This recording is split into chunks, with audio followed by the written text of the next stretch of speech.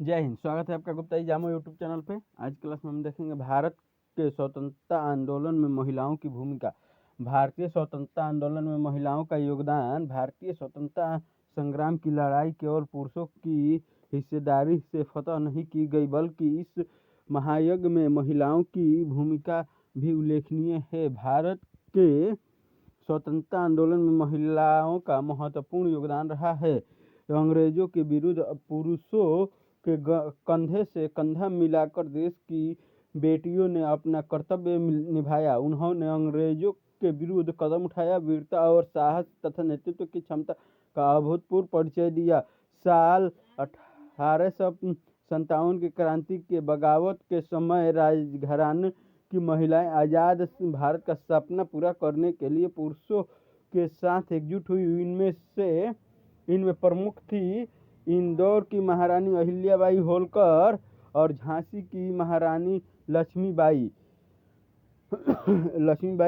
साल 1857 की हार के बाद ब्रिटिश ईस्ट इंडिया कंपनी का स्थान ब्रिटिश सरकार ने ले लिया और ब्रिटिश शासन एक ऐतिहासिक सच बन गया। इतिहास गवाह है कि भारत के स्वतंत्रता संग्राम में जहां पुरुषों ने बढ़ चढ़कर हिस्सा लिया, तो महिलाएं भी पीछे नहीं रही। महिलाओं ने समय समय पर अपनी बहादुरी और साहस का प्रयोग कर पुरुषों के साथ कंधे से कंधा मिलाकर चली। रानी लक्ष्मीबाई और रानी चेन्नम्मा जैसी वीरांगनाओं ने अंग्रेजों से लड़ते हुए अपनी जान दे दी, तो सरोजिनी नायडू और लक्ष्मी सहगल जैसी वीरांगनाओं ने देश की आज़ादी के लिए भी सेवा की। आज की भारत के स्वतंत्रता आंदोलन में प्रमुख महिलाओं की सूची। उषा मेहता, स्वतंत्रता सेनानी उषा मेहता ने भारत के स्वतंत्रता आंदोलन में सक्रिय भूमिका निभाई थी। भारत छोड़ो आंदोलन 1942 के दौरान कुछ महीनों तक कांग्रेस रेडियो काफी सक्रिय रहा था। वह भारत छोड़ो आंदोलन के समय खुफिया कांग्रेस रेडियो चलाने के कारण पूरे देश में विख्यात हुई। इस रेडियो के कारण ही उन्हें पुणे के येरवडा जेल में रहना पड़ा। ये महात्मा गांधी की अनुयायी थी। दुर्गाबाई देशमुख भारत की स्वतंत्रता सेनानी, सामाजिक कार्यकर्ता तथा स्वतंत्र भारत के पहले वित्त मंत्री चिंतामणि देशमुख की पत्नी थी। दुर्गाबाई देशमुख ने महात्मा गांधी के सत्याग्रह आंदोलन में भाग लिया। वह भारत की आज़ादी में एक वकील, सामाजिक कार्यकर्ता और एक राजनेता की सक्रिय भूमिका निभाई। उन्होंने शिक्षा के क्षेत्र से लेकर महिलाओं, बच्चों और जरूरतमंद लोगों के पुनर्वास तथा उनकी स्थिति को बेहतर बनाने हेतु एक केंद्रीय समाज कल्याण बोर्ड की नींव रखी थी। अरुणा आसफ अली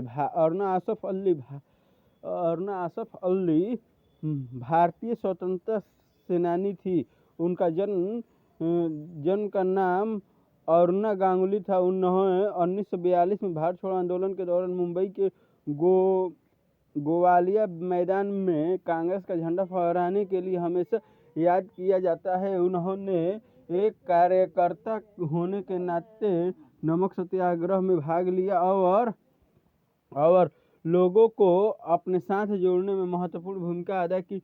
उन्होंने भारतीय राष्ट्रीय कांग्रेस में मासिक पत्रिका इनकलाब का भी संपादन किया। सन 1998 में उन्हें भारत रत्न से सम्मानित किया गया था। और ये अरुणा आसफ अली स्वतंत्रता से पूर्व 1946 से लेकर 1947 तक प्रथम रेल मंत्री भी रही है। सुचेता कृपलानी जेवी कृपलानी की पत्नी है। सुचेता कृपलानी एक स्वतंत्रता सेनानी थी और उन्होंने विभाजन के दंगों के दौरान महात्मा गांधी के साथ रहकर कार्य किया था। इंडियन नेशनल कांग्रेस में शामिल होने के बाद उन्होंने राजनीति में प्रमुख भूमिका निभाई थी। उन्हें भारतीय संविधान के निर्माण के लिए गठित संविधान सभा की ड्राफ्टिंग समिति के एक सदस्य के रूप में निर्वाचित किया गया था। उन्होंने भारतीय संविधान संविधान सभा में वंदे मातरम भी गाया था। सुचित्रा कृपलानी उत्तर प्रदेश की मुख्यमंत्री बनी और भारत के प्रथम महिला मुख्यमंत्री थी। विजय लक्ष्मी पंडित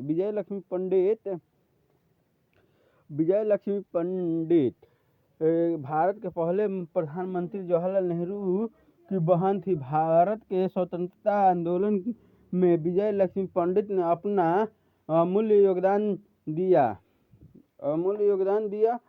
सविनय अवज्ञा आंदोलन में भाग लेने के कारण उन्हें जेल में बंद किया गया था। भारत के राजनीतिक इतिहास में वह पहली महिला थी। वे संयुक्त राष्ट्र की पहली भारतीय महिला अध्यक्ष थी और स्वतंत्र भारत की पहली महिला राजदूत थी, जिन्होंने मॉस्को, लंदन और वाशिंगटन में भारत का प्रतिनिधित्व किया था।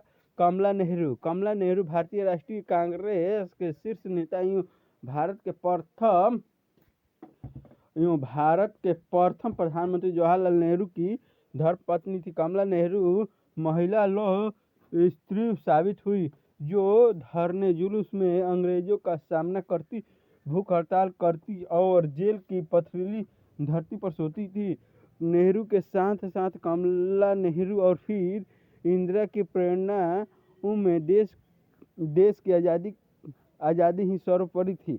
असहयोग आंदोलन और सविनय अवज्ञा आंदोलन में उन्होंने बढ़ चढ़कर शिरकत की थी। सरोजिनी नायडू पहली भारतीय महिला कांग्रेस अध्यक्ष और भारत की कोकिला इस विशेष नाम से पहचानी जाती है। सरोजिनी नायडू ने खिलाफत आंदोलन की बागडोर संभाली और अंग्रेजों को भारत से निकालने में अहम योगदान दिया। कस्तूरबा गांधी महात्मा गांधी की पत्नी, जो भारत में बा के नाम से विख्यात है। आज़ादी की लड़ाई में उन्होंने हर कदम पर अपने पति का साथ दिया था, बल्कि यह कि कई बार स्वतंत्र रूप से गांधी जी से मना करने के बावजूद उन्होंने जेल जाने और संघर्ष में शिरकत करने का निर्णय लिया। उन्होंने लोगों को शिक्षा, अनुशासन और स्वास्थ्य से जुड़े बुनियादी सबक सिखाए और आज़ादी की लड़ाई में पर्दे के पीछे रहकर सराहनीय कार्य किया। मैडम भीकाजी कामा ने आज़ादी की लड़ाई में एक सक्रिय भूमिका निभाई थी। वह भारतीय मूल की पारसी नागरिक थी, जिन्होंने लंदन, जर्मनी और अमेरिका का भ्रमण कर भारत की स्वतंत्रता के पक्ष में माहौल बनाया। वे जर्मनी के स्टटगार्ट नगर में 22 अगस्त 1907 में हुई 7वीं अंतर्राष्ट्रीय कांग्रेस में भारत का प्रथम तिरंगा राष्ट्र ध्वज फहराने के लिए सुविख्यात थे। भीकाजी ने स्वतंत्रता सेनानियों की आर्थिक मदद भी की और जब देश में प्लेग फैला तो अपनी जान की परवाह किए बगैर उनकी भरपूर सेवा की। स्वतंत्रता की लड़ाई में उन्होंने बढ़ चढ़कर हिस्सा लिया। एनी बेसेंट प्रख्यात समाज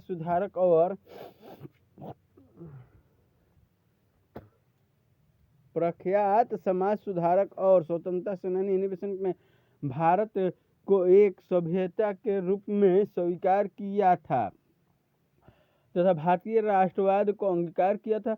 1890 में एनी बेसेंट हेलेना ब्लावात्स्की द्वारा स्थापित थियोसॉफिकल सोसाइटी, जो हिंदू धर्म और उसके आदर्शों का प्रचार प्रसार करती है, कि सदस्य बन गई। भारत आने के बाद भी एनी बेसेंट महिला अधिकारों के लिए लड़ती रही।